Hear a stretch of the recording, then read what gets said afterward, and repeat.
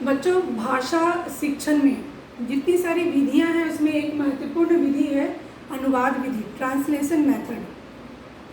Translation method मतलब दो भाषा तो रहेगी ही आपके पास, एक स्रोत भाषा यानी मीडियम लैंग्वेज, वो लैंग्वेज जिसके मदद से आप नई भाषा यानी लक्ष्य भाषा मतलब जो एम है लैंग्वेज, जिस लैंग्वेज को आप सीखने का उद्देश्य रख रही हैं, लक्ष्य रख रही हैं, वो लक्ष्य भाषा है। और जिस भाषा के माध्यम से जिसको स्रोत मानकर आप सीखेंगी वो है स्रोत भाषा। जैसे कि स्टैंडर्ड 5 में 6 में आप संस्कृत सीखती हैं तो संस्कृत सीखने के लिए हिंदी का सहारा लेना पड़ता है। रामा पठती तो राम पढ़ता है, ये हमें बताना पड़ता है कि पठती मतलब पढ़ता है ना। अहम मतलब मैं, वयम मतलब हम दोनों, आवाम मतलब हम लोग। तो ये जब हम संस्कृत सीखते हैं तो हिंदी शब्दों का प्रयोग भी करते हैं ताकि अनुवाद के द्वारा हम उस भाषा को सीख सकें। अमूमन तौर पर कह सकते हैं कि किसी भी एक भाषा की मौखिक या लिखित बात को यदि हम दूसरी भाषा में उसका सार्थक परिवर्तन करें, यहाँ शब्द है कि अर्थ निकलना चाहिए, ऐसा नहीं कि हिंदी में लिखी गई एक कहानी को अगर आप संस्कृत में लिखते हैं और उस कहानी का अर्थ बदल जाए, उसका उद्देश्य बदल जाए, उसका संदेश बदल जाए, तब वो अनुवाद नहीं कहलाएगा। यानी कि अर्थ नहीं बदलना चाहिए, परिवर्तन होगा, भाषा का परिवर्तन होगा पर अर्थ का परिवर्तन नहीं होना चाहिए। उद्देश्य क्या है इसका अनुवाद शिक्षण का?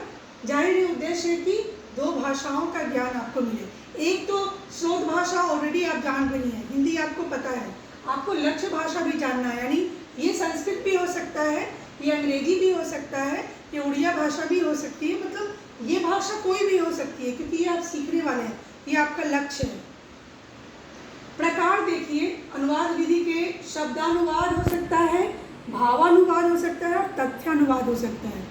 शब्दानुवाद में शब्द का अनुवाद किया जाता है और उसके माध्यम से हम सीखते हैं, यानी कि एक जो आपकी मूल भाषा है उसके शब्दों को पहले हम समझते हैं और उसके आधार पर हम नई भाषा जो लक्ष्य भाषा है उसको सीखने की कोशिश करते हैं। भावानुवाद में हम सिर्फ भावनाओं का, हर पैराग्राफ में, कहानी में, कविता में, आलेख में कुछ भाव छुपे होते हैं, हम सिर्फ भाव का अनुवाद करते हैं, यानी भाव बिल्कुल उसी की तरह होना चाहिए।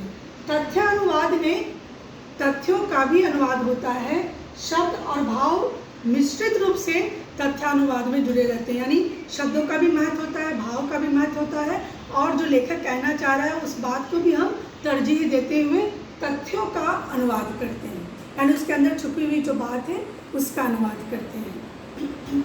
अब देखिए विधियाँ क्या क्या हैं। अनुवाद विधि जो है भाषा सीखने की, उसके अलग अलग मेथड्स क्या क्या हैं।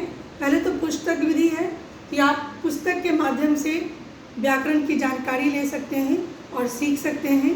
एक लक्ष्य भाषा मान लीजिए संस्कृत है तो संस्कृत की पुस्तक आप सीख लीजिए, ले लीजिए और उसके बाद आप उस भाषा को सीखना आरंभ कीजिए मातृभाषा हिंदी की मदद से।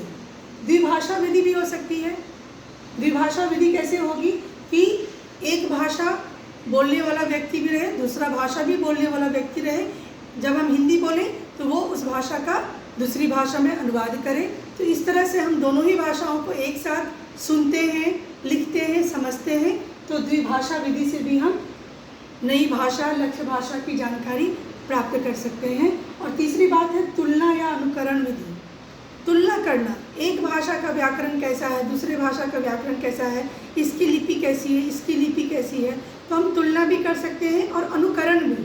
मान लीजिए हम आपको संस्कृत में एक पंक्ति बोल रहे हैं, आप उसे सुनकर अपनी उसी तरह से उच्चारण कीजिए, बोलिए और उसके बाद हम उसका अनुवाद भी आपको आपकी स्रोत भाषा में समझा दें। तो बार बार अनुकरण करके भी, सुनकर बोल के भी आप सीख जाते हैं दूसरी भाषा। इसका बहुत ही जीवंत उदाहरण है कि अगर आप बांग्ला बोलना सीख गए, अगर आप उड़िया बोलना सीख जाते हैं क्योंकि आपके पड़ोसी जो हैं वो इस भाषा को बोलने वाले हैं, तो कैसे सीखते हैं आप? अनुकरण विधि से। आपने उड़िया की पुस्तक नहीं पढ़ी, आपके ऐसा भी नहीं है कि वो आके हर दिन आपको घर में बैठकर सिखा रहे हैं 1 घंटा, ऐसी बात भी नहीं है।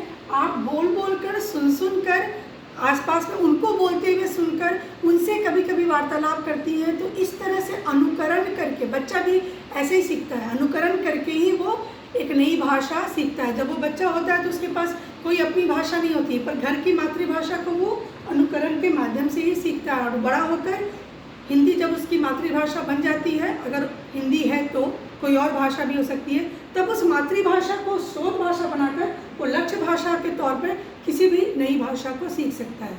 तो ये अनुकरण विधि भी है। तो प्रकार भी 3 हैं और अनुवाद विधि से नई भाषा को सीखने के जो तरीके हैं, जो मेथड्स हैं, वो भी 3 हैं। इस तरह से हम अनुवाद विधि के माध्यम से नई भाषा को सीखने में सफल हो सकते हैं। धन्यवाद।